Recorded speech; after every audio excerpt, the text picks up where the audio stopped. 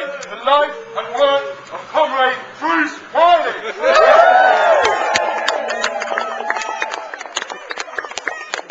What do we want? What do we want? What do we want? What do we want? Thanks for Bruce Wylie! Thanks for Bruce! Thanks for Bruce! Thanks for Bruce! Thanks for Bruce!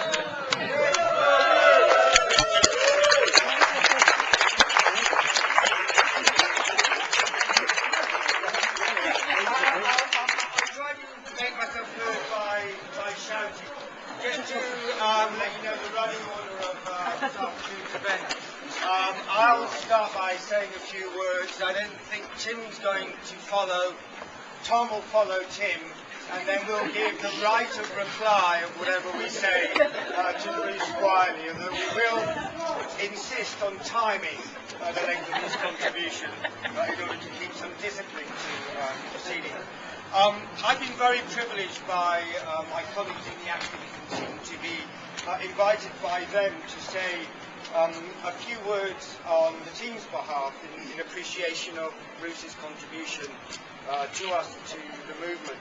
I have to say, however, that a number of the stories, anecdotes and experiences that have been related to me in the course of putting this together are either too scurrilous or too libelous to perhaps be able to be repeated in your company. So what I've done from the various comments that have been made put to me is to really just try to pick out seven key words that I think that we think reflect the key personal qualities and attributes that Bruce brought to us. They're on the list. We're on the list. I want to start off with bravery. When Bruce came here, he took up a post that hadn't existed prior to his arrival. He's a person who's been willing to take risks and take those risks in the interests of strengthening the movement. When he arrived, one of the first documents that he saw was an extremely extensive audit of the organisation's activism, and he took one look at it and wasn't too scared to say that we were doing too much and that what we needed to do, we needed to do better. Over the period of time that he's been with us, amongst the other achievements of his tenure, has been a far-reaching review of local groups that I believe has left those groups stronger, a revamp of our work with country coordinators that I believe is going from strength to strength. He's recognised the absolute integral nature of communications and new media to the work of activism, to the success of our activism, and has created the capacity for us in our team to support that work.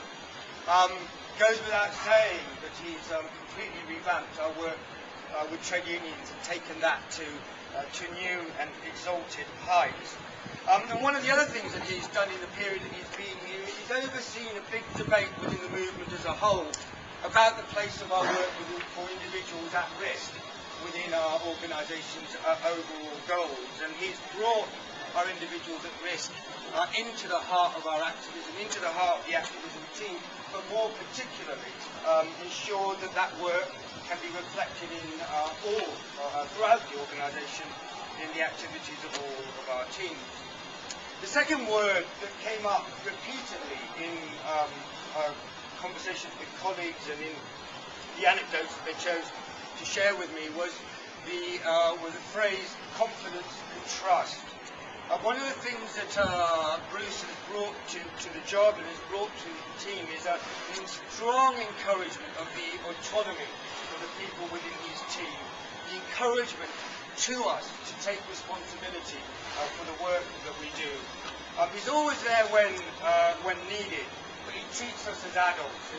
He doesn't micromanage our work, and the result of that has been an affinity reflected in a number of people's comments for us to blossom and to grow in the work that we do. And just a couple of examples of that. Our trainers are speaking now to trainers in the international movement. Bruce doesn't feel he needs to micromanage that sort of work. Again, with the TUC MOU, Bruce was quite happy to wait until it was drafted to support and make comments on that. And he's pushed us all in our team to act as activism ambassadors with the rest of the organisation, with the rest of you, an effort that I hope we're able to fulfil.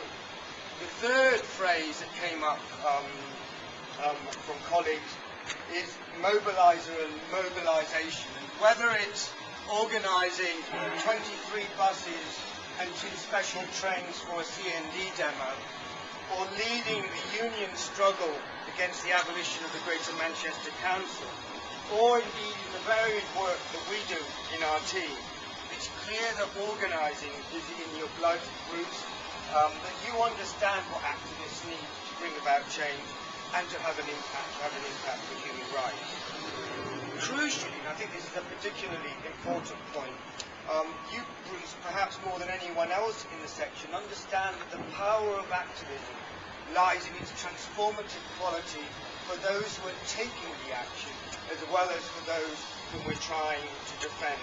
Activism is a tool of self-empowerment as well as a tool for changing the world.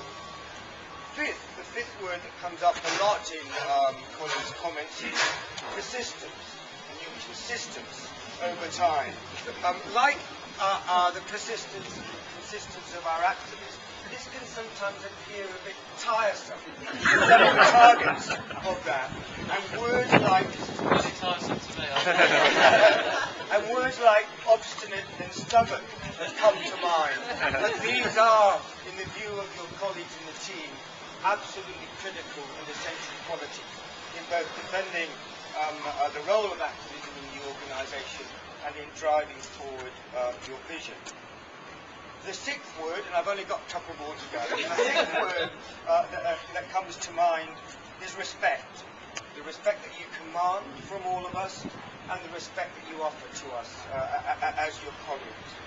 We have a truly collegiate and convivial culture in the activism team. Certainly it's the best culture that I've ever worked in my life before, and it's the qualities of respect and responsibility that you've driven that has created that mood within the team. Finally, the word legacy, of course, has come up. It's bound to come up when people leave. But I think it's important to emphasise that your legacy lives on not only through the accomplishments of the team that you've created and led, but also in the ambition and confidence that you've installed in us. We wish you bon voyage. We know that many of you will work with you in the years ahead in one capacity or another.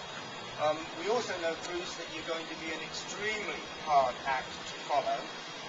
I can give senior management a commitment here on behalf of the team that if we find the new leader falling short of the standards that Bruce has